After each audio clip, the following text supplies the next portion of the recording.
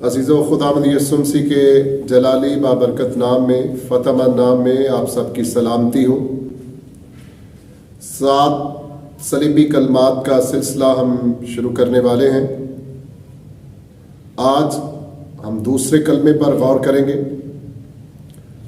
2 کا عدد گواہی کا عدد ہے۔ آج ہم بائبل مقدس کی روشنی میں صلیب پر کہے گے دوسرے کلمے پر غور کریں گے۔ ایک تحقیق جو ہے وہ میں آپ کے سامنے رکھنے لگا ہوں۔ یہ خداوند یسوع مسیح کی جو صلیبی موت ہے اور صلیبی کلمات جو ہے، نہ تو ان کو جھٹلایا جا سکتا ہے، نہ ہی اس سے انکار کیا جا سکتا ہے۔ برطانوی تحقیق کے مطابق 3 اپریل 33 عیسوی کو خداوند یسوع مسیح مصلوب کیے گئے۔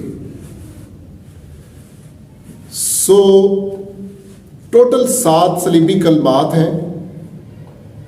7 میں سے پہلے 3 کلمات جو ہیں خداوند یسوع مسیح نے دوسروں کے لیے کہیں، جیسے پہلا کلمہ ہے اے باپ ان کو معاف کر۔ پھر دوسرے کلمے میں کہا گیا کہ تو آج ہی میرے ساتھ فردوس میں ہوگا۔ صلیبی موت جو ہے یہ ایک عام موت نہیں ہے۔ عام موت اور صلیبی موت میں بہنوں بھائیوں بہت زیادہ فرق ہے۔ یہ حد سے زیادہ اذیت ناک موت ہے۔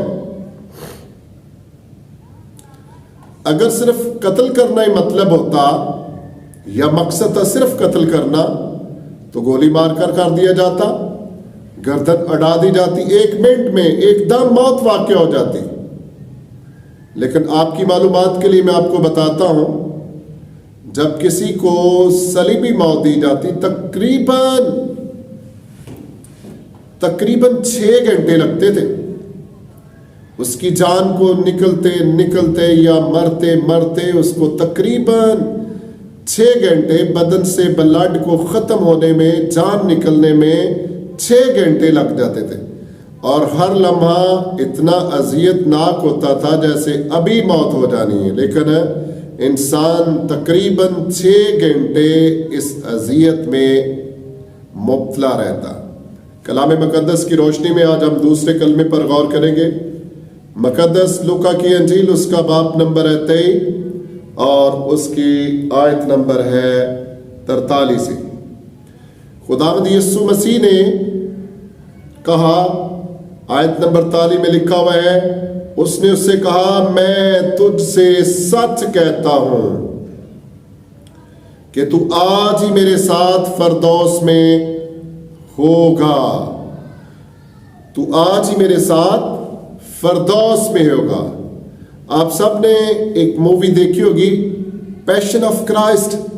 اس کا جو رائٹر ہے اس پر الزام ہے، گبسن پر یہ الزام ہے کہ اس نے اپنی مووی میں، اپنی فلم میں، یہودی لوگ اعتراض کرتے ہیں کہ اتنا ظلم ہم نے نہیں کیا جتنا ظلم اس مووی میں دکھایا گیا ہے۔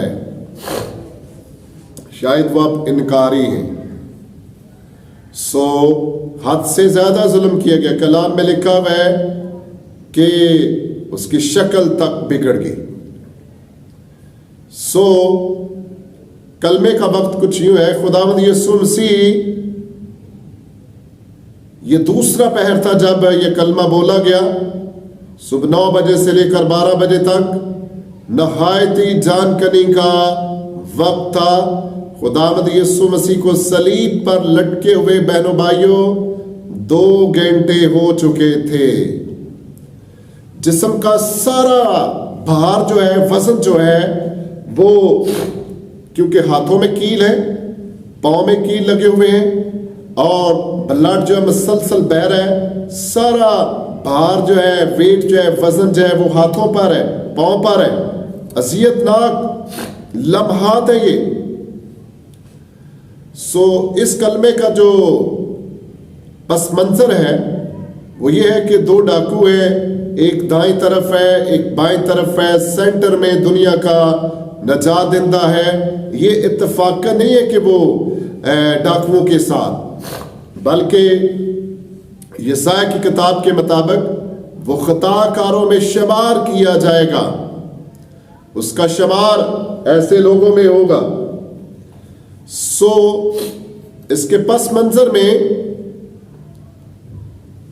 دو ڈاکوؤں کے درمیان جو وہ کہتے ہیں یسوع سنتا ہے, پھر یسوع اپنی سٹیٹمنٹ ایک ڈاکو کے لیے دیتا ہے جو اس کی زندگی بدل جاتی ہے, مستقبل بدل جاتا ہے. شاید وہ سوچتا ہوگا میرا مستقبل تو بہت تاریک ہے, میں نے دنیا میں کوئی اچھا کام نہیں کیا, بھلائی کا کوئی کام نہیں کیا, میں نے بہت سارے گھروں کو جلایا ہے, بہت سارے گھروں کو میں نے لوٹا ہے, میرے لیے معافی کیسے ممکن ہے.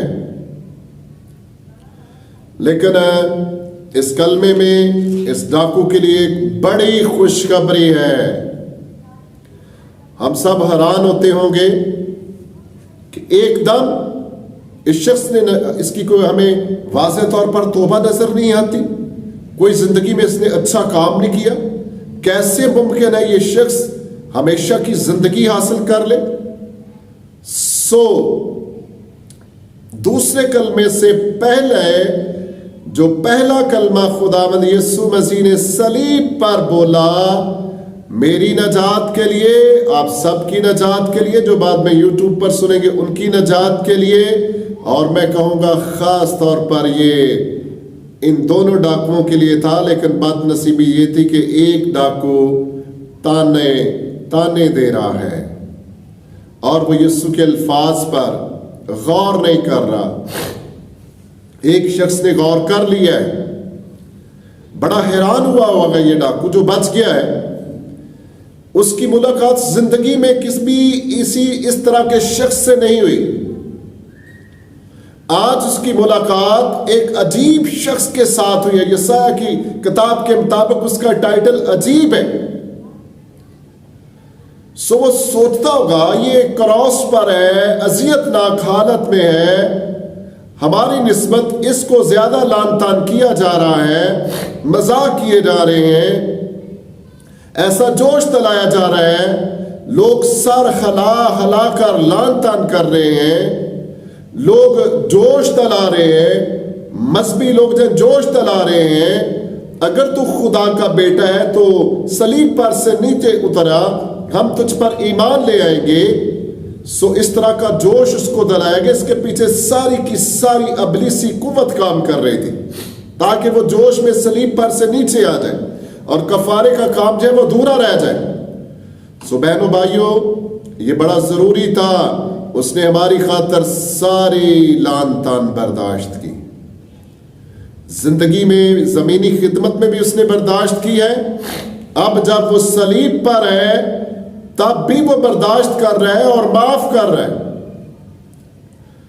ڈاکو کی زندگی کے تبدیل ہونے کا جو عمل ہے, جو بات ہے, اس ایک سنٹینس پر محیط ہے وہ کہ جب اس نے سنا ہے اتنی لان تان کی جا رہی ہے, اتنا بے عزت کیا جا رہا ہے, اس کے باوجود بھی کوئی اس کی زبان پر گلہ نہیں ہے, اس کے باوجود بھی اس کی زبان پر کوئی شکوہ نہیں ہے, اس کے باوجود بھی اس کی زبان پر کوئی شکوہ نہیں ہے, اس کے باوجود بھی محبت بھرے الفاظ نکلے ہیں, ڈاکو کے لیے نکلے ہیں اور تانے مارنے والوں کے لیے نکلے ہیں, مذہبی رہنماؤں کے لیے نکلے ہیں, صلیب کے پاس کھڑے ہوئے لوگوں کے لیے نکلے ہیں کہ اے باپ ان کو معاف کر. ڈاکو نے اپنی زندگی میں ایسا شخص نہیں دیکھا تھا. یسوع مسیح کے اس کلمے نے, یسوع مسیح کے سنٹینس نے, وہ ڈاکو جو اپنے آپ کو کبھی اس نے سوچا نہیں ہوگا کہ میں بھی معاف کر دیا جاؤں گا, میں بھی ہمیشہ کی زندگی حاصل کروں گا, یہ الفاظ جو ہیں اس کی زندگی میں گہرے اثر کر گئے. یہ کلام جو یسوع مسیح نے کیا ہے بے تاثیر نہیں لوٹا. ایک بہت بڑے ڈاکو کو خداوند یسوع مسیح نے صلیب پر جیتا اور اس کے بعد کئی ڈاکوؤں کو جیت لیا ہوگا ان الفاظ نے، کئی بدکاروں کو یسوع مسیح کے اس الفاظ نے جیت لیا ہے کہ یہ کیسا شخص ہے جو زمینی خدمت میں بھی معاف کرتا تھا اور صلیب پر بھی معاف کر رہا ہے۔ سو ایک ڈاکو جو ہے وہ تانے دے رہا ہے، اگر تو خدا کا بیٹا ہے تو ہم خود بھی بچ اور ہم کو بھی بچا۔ اور دوسرا ڈاکو جس نے نجات پائی، جس نے تسلی پائی، جس نے ہمیشہ کی زندگی پائی، وہ کیا کہتا ہے؟ کیا تو خدا سے نہیں ڈرتا؟ کیا تو خدا سے بھی نہیں ڈرتا؟ خدا سے ڈر، ہم تو واجبی سزا پا رہے ہیں، ہماری سزا ہمارے گناہوں کے مطابق ہے، یہ ہمارا حق ہے، ہمیں سزا دی جاتی۔ لیکن اس شخص نے یقیناً اس نے یسوع مسیح کی طرف دیکھا ہوگا کہ یہ شخص جس نے کوئی بیجا کام نہیں کیا، یہ سارا اس کا اقرار ہے، توبہ کا اقرار ہے، وہ یسوع کو بے گناہ مانتا ہے اور وہ کہتا ہے کہ اے یسوع جب تو اپنی بادشاہی میں آئے تو مجھے یاد کرنا۔ ان الفاظ کو یاد رکھیں، اے یسوع جب تو اپنی بادشاہی میں آئے تو مجھے کیا کرنا؟ یاد کرنا۔ سو کلام مقدس میں جب میں غور کر رہا تھا تو اس طرح کی بہت ساری باتیں پیدائش 40 باب میں ہم دیکھتے ہیں، جب یوسف قید خانہ میں ہے اور 2 لوگ اور بھی اس کے ساتھ ہیں، وہ بادشاہ کے خاص لوگ ہیں، کسی غلطی کے سبب سے، گناہ کے سبب سے قید خانہ میں دونوں ایک ایک خواب دیکھتے ہیں اور یوسف ان کے خواب کی تعبیر بتاتا ہے۔ ایک کو بتاتا ہے تو آج ہی تو پھانسی دے دیا جائے گا، اس کے ساتھ ایسے ہی ہوتا ہے۔ ایک کو بتایا جائے تو تیسرے دن اپنے عہدے پر بحال کر دیا جائے گا، ایسے ہی ہوتا ہے۔ اور ساتھ ساتھ یوسف اس کو یہ کمنٹس دیتا ہے، کہتا ہے کہ جب تو اپنے عہدے پر بحال ہو جائے مجھے یاد رکھنا، مجھے میرے ساتھ مہربانی سے پیش آنا۔ لیکن وہ کیا ہوتا ہے، وہ کیا کرتا ہے، وہ شخص بھول جاتا ہے، وہ بھول جاتا ہے۔ لیکن خداوند یسوع مسیح نے بولا، وہ یاد رکھتا ہے۔ خداوند یسوع مسیح نے اپنی زمینی خدمت میں جب پطرس نے بہت زیادہ جوش دکھایا، اے یسوع سب تجھے چھوڑ جائے میں تجھے نہیں چھوڑوں گا، میں تیرے ساتھ قید ہونے کو، میں تیرے ساتھ مرنے کو بھی تیار ہوں۔ تو یسوع نے اس کو کہا تھا، آج مرغ جب 3 بار بھانک دے گا تو میرا انکار کر چکا ہوگا۔